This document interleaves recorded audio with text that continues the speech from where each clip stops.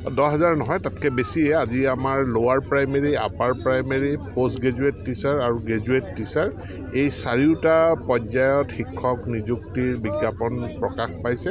আৰু গতিকে মই যিসকলৰ যোগ্যতা আছে, অৰ্হতা আছে, তেওঁলোকক আবেদন কৰিবৰ কাৰণে অনুৰোধ জনাইছোঁ। আমাৰ গ্ৰেজুৱেট টিচাৰ আৰু পোষ্ট গ্ৰেজুৱেট টিচাৰৰ ক্ষেত্ৰত টেট কাম ৰিক্ৰুইটমেণ্ট পৰীক্ষা অনুষ্ঠিত হ'ব।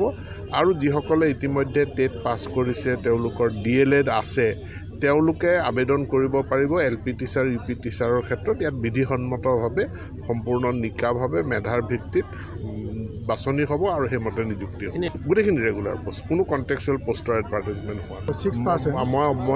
মই অৱগত হৈছোঁ। আমাৰ কিছুমান বিদ্যালয় আছিলে মিক্সড মিডিয়াম, গতিকে মিক্সড মিডিয়াম বিদ্যালয়খনিৰ প্ৰশাসনটো কেনেকুৱা হ'ব, কাৰণ ইতিমধ্যে আমি বড়ো এণ্ড আদাৰ ট্ৰাইবেল লেংগুৱেজৰ কাৰণে এটা পৃথক সঞ্চালকালয় কৰা হৈছে। আৰু যিখিনি মিক্সড মিডিয়ামখিনি তাৰ যিটো বড়ো ছেকশ্যন, সেইটো Bodo and other tribal language ডাইৰেক্টৰেটৰ অধীনত থাকিব।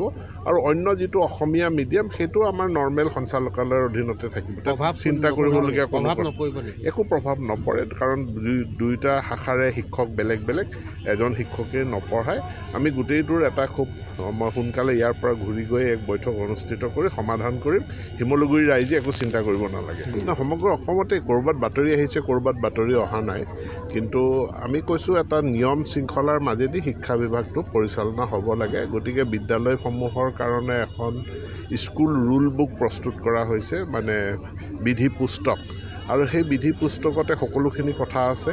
ইয়াত মই ৰাইজৰ, অভিভাৱকসকলৰ সকলোৰে সহায় সহযোগিতা কামনা কৰিছোঁ, যাতে নিয়ম শৃংখলাৰ মাজত আমাৰ বিদ্যালয়সমূহ পৰিচালিত।